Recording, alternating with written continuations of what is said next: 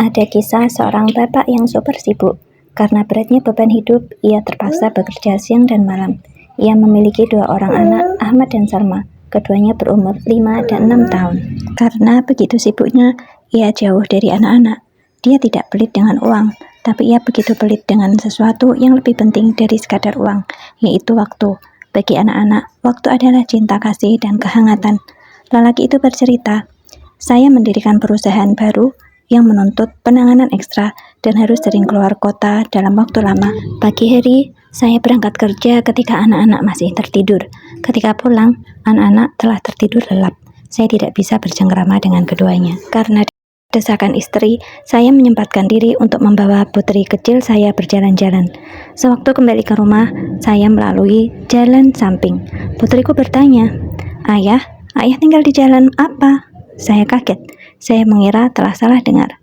Saya menanyakan kembali apa yang baru saja dikatakannya. Putriku mengulangi pertanyaan yang sama. Saya heran. Saya tidak punya istri kedua. Tetapi mengapa putri saya harus bertanya demikian? "Apa maksudmu, sayang?" tanyaku. Putriku menjawab, "Ayah tinggal di mana?" Saya tidak mampu meyakinkannya kalau saya tinggal di rumah yang sama dengannya. Kata-kata putri saya itu begitu mengguncang jiwa, dan selama 1 minggu saya terus saja memikirkannya. Suatu hari, putraku Ahmad datang ke kantor.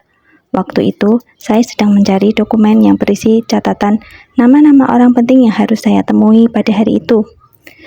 Putraku menanyakan apa yang sedang saya cari. Saya pun menjawab apa adanya. Putraku bertanya, "Apakah namaku ada di dalam daftar itu?" Saya sungguh sangat terpukul dengan kata-kata itu. Saya memutuskan untuk menjadikan anak-anak masuk dalam prioritasku.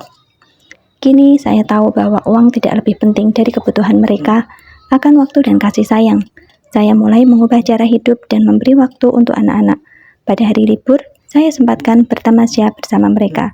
Saya putuskan hari libur sebagai hari tanpa kerja. Kami makan bersama, tertawa bersama. Saya mulai melihat kilatan cahaya kegembiraan di kedua mata putra saya.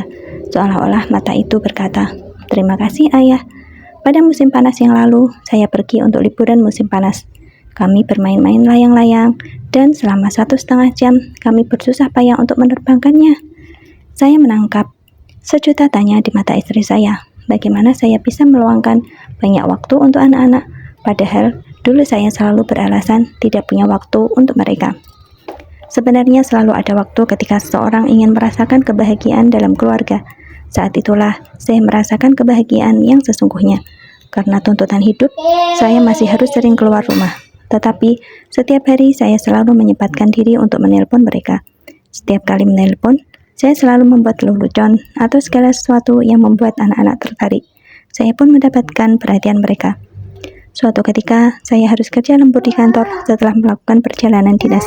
Tiba-tiba istriku menelpon dan memberitahukan bahwa putraku tidak mau tidur sebelum saya pulang.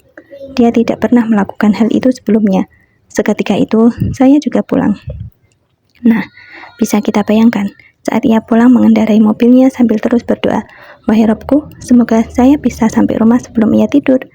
Lihatlah, dia masuk rumah dan menggendong putranya. Ia mulai menceritakan dongeng sebelum tidur, disertai dengan nilai-nilai hidup yang ringan dalam dekapan dan kasih sayang. Perlu diingat bahwa semua yang Anda ceritakan di telinga anak akan beralih ke generasi berikutnya. Putra Anda akan menceritakan hikayat sebelum tidur itu kepada cucu Anda, begitu seterusnya.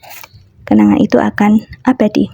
Lihatlah, ia sedang mendekap putra-putrinya, bukan dengan gendongan biasa, tetapi sebagaimana baginda Nabi menggendong Hasan dan Husain. Kedua cucu beliau itu mendekap leher dan punggung beliau hingga para sahabat bertanya, "Apakah engkau sangat mencintai mereka, ya Rasulullah?"